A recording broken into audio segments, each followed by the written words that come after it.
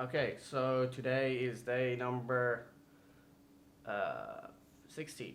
Should be day number 16. Yeah, today's day number 16 of the Chinese intensive course. Yeah, so today was actually a good day. We went through most of lesson 17, or like half of it roughly. We got through most of the vocabulary. It was kind of easy. The listening part, I was kind of surprised at the listening part. I found it to be pretty easy to watch listen to the listening part and understand what they said, which is a big achievement, especially considering at the HSK 6 level they use a lot of characters and phrases and stuff that you might not know.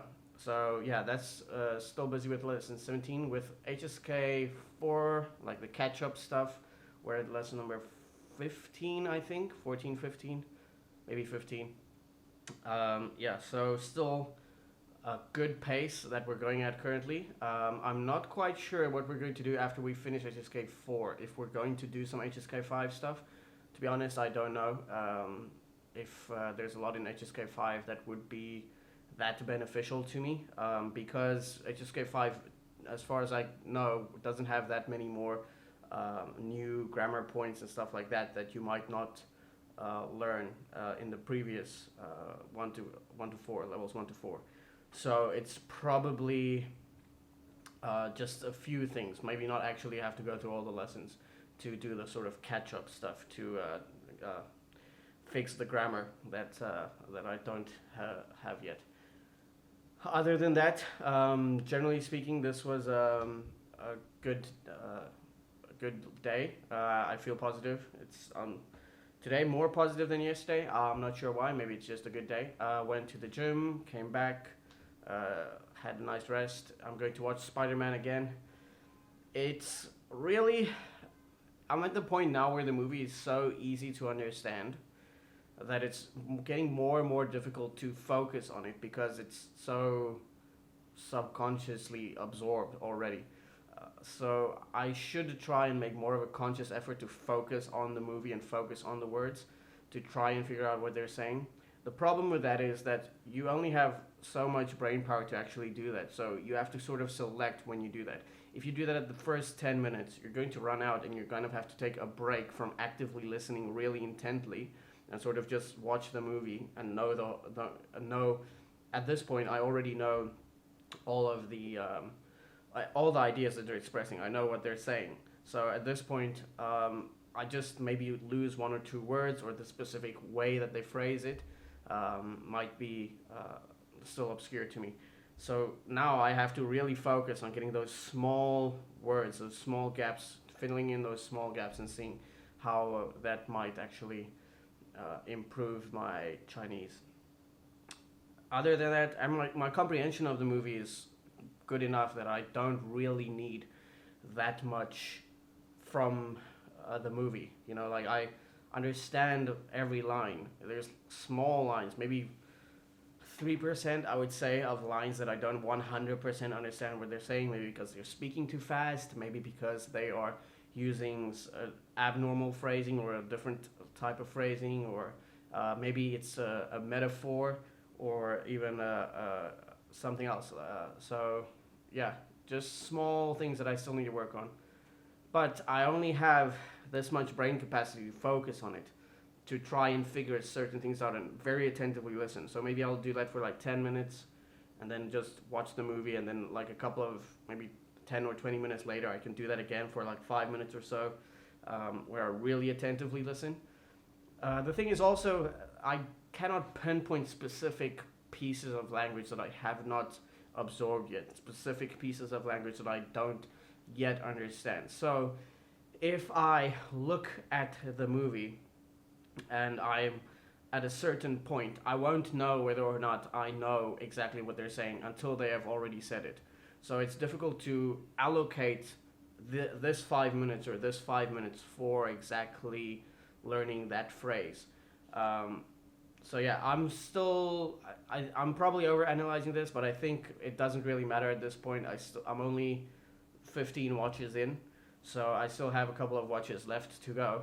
After 15, I'm thinking I'm wondering if I should maybe slow it down, but at this point, slowing it down will be so boring because I am used to and understand the movie in its normal speed, at its normal pace. So I'm not sure if I slow it down to maybe a 0.75 speed, whether or not that will actually be beneficial. If I really sit down, watch the movie very attentively at a zero point 0.5 speed, I should be able to fairly quickly absorb almost everything they say. And then I would also be able um, to distinguish between uh, those small words and phrases that I don't completely understand yet, and be able to listen very attentively to what they're saying. But I'm not doing that tonight. That's just something that I'm thinking. I'll see whether or not that happens like way down the line, how much of the movie I've absorbed after, I don't know, 20, 25 watches or something like that. Yeah, maybe 25, because 25 will be halfway through and I'll like readjust how I watch the movie if I need to. If not, because sometimes I just look up a word and then it sticks, and then the next time I hear it, I know what it means. Other times there's like a whole phrase that I know what they're saying, but only because I know like two out of the 5 or 6 words that they use. Um, yeah. Other than that, still positive. This is a book that my friend gave me. Uh, it's Chinese Chengyu, and this is like for kids, right? So this is for kids. But inside you have different Chengyu. Chengyu is like Chinese stories that they break down into little life lessons, and these life lessons they use as metaphors in their daily life. So the easiest way to understand what the Chengyu means is by knowing the story. So if you know the story, because at the end of the story they'll tell you the Chengyu and like why they say that Chengyu and what it means. So if you understand the story, you can link it to the Chengyu, and then you understand it. This is an essential part of the HSK. You actually do need to know quite a few of these. I'm told even ones that aren't officially in the list are still used, sometimes even as like listening or reading. And I've seen quite a few come up that I've not learned at all or even ever heard. So I might study this a little bit more later on in my Chinese journey, uh, maybe a bit more detail later. Uh, yeah, but I'll see. Like for example, this one is called Nanyuan Beizhe.